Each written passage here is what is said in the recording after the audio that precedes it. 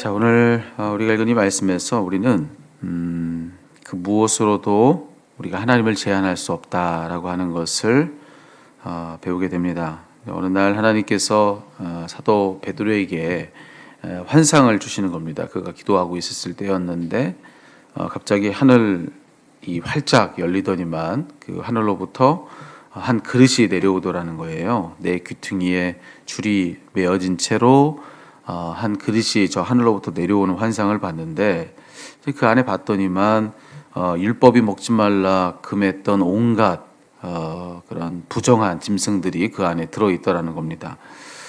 아마도 베드로는 그걸 보고 너무 놀라서 기겁을 했을 겁니다. 그런데 웬걸요, 하늘로부터 전혀 의외로 이런 소리가 들려오는 겁니다. 베드로야, 일어나 잡아 먹어라. 베드로가 대답하죠.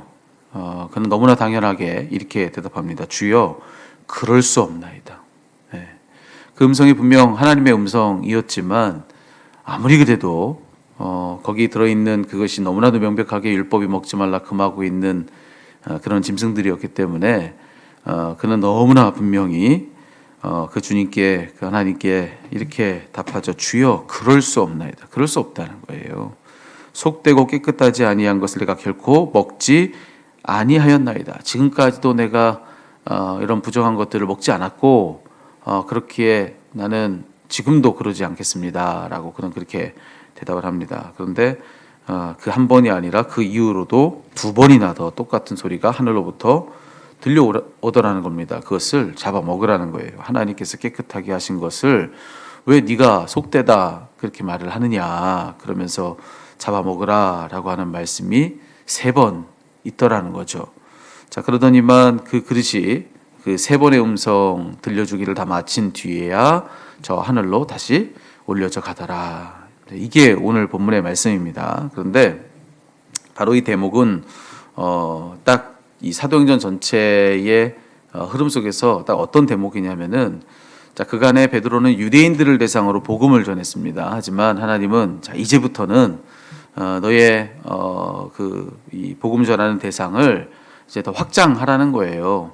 유대인들에게만 복음을 전했다면, 자, 이제는 하나님께서 그를 통해서 저 유대인들뿐만 아니라 저 이방인들에게도 복음을 전하게 하시겠다라고 하는 거죠.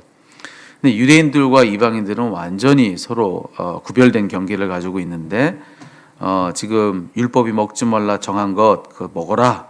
그 얘기는 무슨 얘기냐면, 네가 지금까지 한 번도 넘지 못했던 경계, 그 경계를 너 넘어가 봐라, 이런 이야기를 하는 거죠. 그렇게 함으로써 하나님은 자, 그간에 이제 그가 넘지 못했던 그 경계를 넘어서 저 이방 땅을 향해서 복음 들고 가라라고 하는 그런 메시지를 이 환상을 통해서 지금 주고 있는 그런 대목인 겁니다. 그런데 여기서 우리는 자, 하나님과 사람이 어떻게 다른가? 그걸 이 말씀을 통해서 확인을 하는 겁니다. 하나님과 사람은 어떻게 다른가? 먼저 오늘 이 말씀 속에서 우리 하나님은요, 그 어떤 틀에도 갇히질 않는 분이십니다. 하나님 어떤 분이라고요? 어떤 틀에도 갇히지 않는 분, 어떤 틀로도 가둘 수 없는 분, 그게 바로 오늘 말씀 속 하나님이시라는 거죠. 자, 오늘 말씀 속에서 보면요, 하나님은 지금 베드로를 찾아와서 말씀해 주기도 하셨지만, 우리가 읽은 본문의 이 앞선 대목이죠. 또 누구를 찾아가서 말씀을 해주시기도 하셨냐면은 고넬료라고 하는 사람을 찾아가서도 말씀을 해주시는 겁니다. 그런데 이 베드로와 고넬료가 어떻게 다른가, 이걸 우리가 따져봐야 되는데, 먼저 베드로는 유대인 중에 유대인, 그러니까 유대인의 가장 대표를 할 수 있는 사람이 베드로예요. 근데 고넬료가 또 누구냐면은, 고넬료는 이방인 중에 이방인, 백부장입니다. 백부장. 그러니까 로마 황제를 중심으로 하는 이 로마의 황제 제정, 이 황제가 통치하는 그 정치 시스템의 가장 기본 단위가 백인대인 거예요. 백인대, 레기온이라고 하는 백인대인데 50명에서 100명으로 구성된 군단입니다. 이 군단의 이 대표, 가장 이 군단을 이끌고 있는 가장 높은 장수가 이제 백부장인 겁니다. 백부장. 이 백부장이 바로 고넬료잖아요. 그런 의미에서 고넬료는 모든 이방인들 중에 가장 대표할 만한 이방인이다라고 그렇게 이야기를 할 수가 있는 겁니다. 예. 그러니까 베드로를 만났다 그러면 사실 그것을 통해서 모든 유대인들을 만난 거나 다름없고요. 고넬료를 만났다 그러면 사실 어떤 의미에서 모든 이방인들을 다 만난 거다. 뭐 이렇게도 얘기할 수 있을 정도로 각각을 다 대표하는 그 대표 선수가 이쪽에서는 베드로, 저쪽에서는 고넬료인 겁니다. 그도 그럴 것이 저 베드로는요, 예수님의 수제자죠. 예수님의 수제자로서 예수님을 위해 앞장섰던 사람이었는데, 고넬료는 백부장이라고 하지 않았습니까? 그러니까 그는 로마의 황제를 위해서 가장 앞장섰던 사람이다. 이렇게 이야기를 할 수가 있는 거죠. 그러니까 너무 다르죠. 이 베드로와 고넬료는 정말 너무 다르지 않습니까? 우리 로마 제정 시대에 이 기독교인들이 이제 로마 이 정권, 이 제국 정치에 의해서 핍박을 당했던 까닭 중에 하나가 뭐냐면은 이제 그 황제가 통치하는 로마 제국 안에서는 롤드라고 하는 주님은 황제 한 명 아닙니까? 근데 이 교회 다니는 사람, 예수 믿는 사람들은 주가 황제가 아닌 겁니다. 주는 누굽니까? 예수님이시죠. 그러니까 이거는 뭐 함께 양립할 수 없는 겁니다. 후에 이제는 이 로마 제국의 어떤 국교로 선언이 되기도 했지만 그 전에는 이게 절대로 양립할 수 없는 그런 너무나 다른 서로 다른 무언가였던 거죠. 누군가였고요. 자, 그래서 그 둘의 경계, 오늘 여기 보면요, 이 베드로와 고넬료의 경계는 너무나도 분명했고 또 그래서 그 경계를 절대로 넘지 않을 두 사람인 겁니다. 그 넘어가면 큰일 나는 사람인 거죠. 베드로도 고넬료가 있는 데로 넘어가면 안 되고 고넬료도 베드로가 있는 곳으로 넘어가면 안 되는 거예요. 절대 물과 기름처럼 섞이지 않을 완전히 다른 그 두 사람. 자, 근데 이렇게 서로 다른 고넬료 그리고 베드로, 하나님 문제 없이 찾아가서 만나는 겁니다.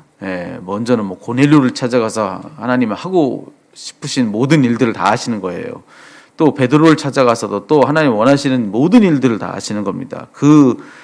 이 경계를 마음껏 넘나들며 종횡무진 하나님은 당신의 일을 막 다 하시는 거죠. 그래서 하나님은 어떤 분이신가? 뭐 그 어떤 틀로도 가둘 수 없는 분. 그게 바로 하나님이신 거예요. 근데 그에 비해서 오늘 말씀 속에서 우리가 보고 있는 베드로는 또 어떤가? 여러분, 베드로를 가두고 있는 틀은 얼마나 견고한가라고 하는 것을 오늘 말씀을 통해서 보는 겁니다. 그는 율법이라고 하는 틀에 갇혀서 그 밖으로는 단 한 발짝도 내딛지 않는 그런 사람인 것을 우리가 이 말씀을 통해서 보죠. 자, 그 율법의 틀로부터 나오도록 그를 부르고 계시는 분이 하나님이세요. 그런데도 그 하나님의 부름에 대해서조차도 그를 가두고 있었던 그 율법의 틀이 얼마나 견고했던지, 거기에 얼마나 그가 꽁꽁 갇혀 있던지 아까 그러지 않았습니까? 하나님께도 그럴 수 없나이다. 여러분, 된다 안 된다를 결정할 수 있는 분은 누구십니까? 하나님이신 거예요. 근데 하나님에 대해서 자기가 된다 안 된다를 결정하는 그런 자리에 그가 지금 어느덧 서 있는 겁니다. 근데 이 자신감은 어디서 옵니까? 율법에 대한 그런 그의 그 열렬한 준수, 거기서부터 오는 겁니다. 나는 하나님의 율법이 정한 그대로 나는 그거 할 수 없는 일이다라고. 여러분, 그 열심히 하나님에 대해서조차 이건 됩니다 안 됩니다, 그는 그런 이야기를 하게 하더라는 겁니다. 그러니까 얼마나 지금 이 틀에 꽁꽁 갇혀 있는 사람입니까? 하나님이 불러도 꼼짝도 않는 사람. 그에 대한 부르침이 3번이나 거듭되는 거예요. 그런데 오늘 우리가 읽은 말씀의 이 대목 여기까지를 딱 보면은 그는 한 발짝도 움직이지 않습니다. 그리고 끝내 그 보자기는 하늘로 다시 올라가죠. 결국 자기의 틀을 조금도 깨지 못하고 있는 그런 베드로를 오늘 말씀을 통해서 보는 겁니다. 근데 여러분, 이게 베드로만 그런가요? 베드로가 어떻게 특별해서? 아니죠. 여러분, 사람이 그런 겁니다. 그게 곧 사람인 거예요. 그 어떤 틀로도 가둘 수 없는 분은 하나님이신데, 근데 사람은 얼마나 틀에 잘 갇히는지 몰라요. 아주 별것도 아닌 그런 틀에도 너무나 쉽게 갇혀서 그냥 그것을 자기의 온 세상 삼고 사는 게 곧 우리 사람이라는 겁니다. 그게 우리들이에요. 우리 그렇잖아요. 뭔가 하나 좋은 거 봤으면 그게 전부인 줄 알고 살잖아요. 그렇죠? 어디 좋은 데 가보면 세상에 거기밖에 없는 줄 알고 그것만 알고 살잖아요. 그냥 이 사람이다 싶으면 그냥 그 사람밖에 없는 줄 알고 다른 사람은 쳐다보지도 않지 않습니까? 여러분, 우리 얼마나 좁다라는 세상에서 우리가 살고 있습니까? 그걸 우리가 아주 좋은 말로 세계관이라고 하지 않습니까? 예. 실제로 세계가 어떻든지 간에 내가 세계라고 인식하는 그 세계에 갇혀서 우리 저마다의 세계를 살고 있잖아요.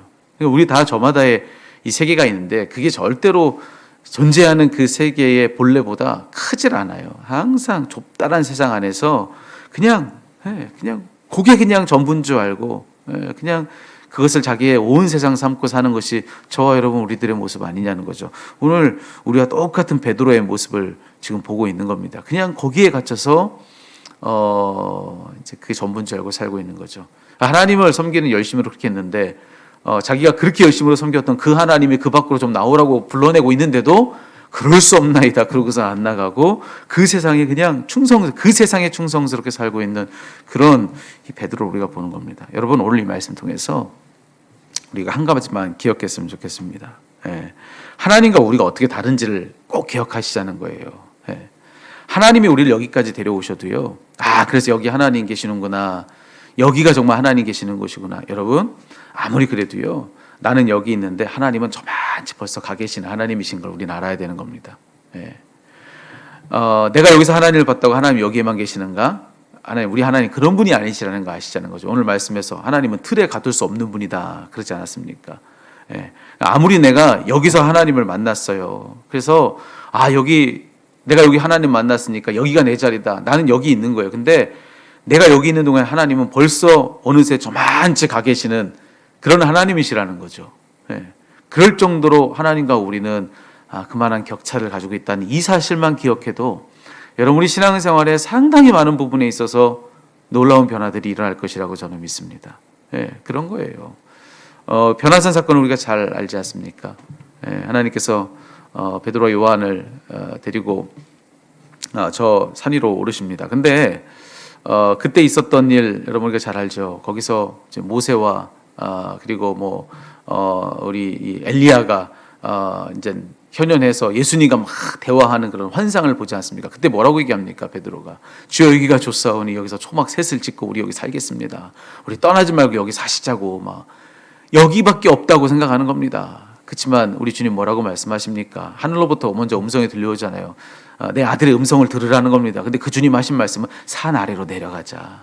여기 머무르지 말고 이게 전부가 아니니까 여기서 네가 무언가를 봤다면 이 본 것 가지고 우리 사명이 있는 저 산 아래로 같이 내려가자. 그리고 그들을 데리고 내려가시는 겁니다. 예. 그러니까 언제나 그런 격차를 우리는 기억해야 된다는 거예요. 우리는 그냥 여기에 있는 겁니다. 근데 여기까지 날 데리고 오신 하나님은 벌써 어느새 저만치 가 계시는 거예요. 그러니 하나님을 절대로 내가 여기 있는 여기다가 가둘 수 없는 거죠. 여기 묶어놓을 수 없는 거죠. 메워놓을 수 없는 겁니다. 근데 우리는 얼마나 여기다가 하나님을 많이 묶어놓고 메워놓냐는 거예요. 내가 경험했으니까 하나님이 이거밖에 안 된다고 생각하시는 겁니다. 내가 만났으니까 하나님은 늘 이렇게만이라고 생각하는 겁니다. 내가 들었으니까, 내가 배웠으니까 하나님은 늘 그렇게만이라고 생각하는 겁니다. 아니요.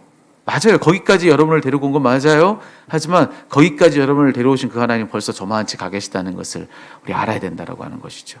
예. 그러니 두 가지예요. 하나는 겸손하게. 이것만이 아니라고 하는 겸손이 있어야 되는 겁니다.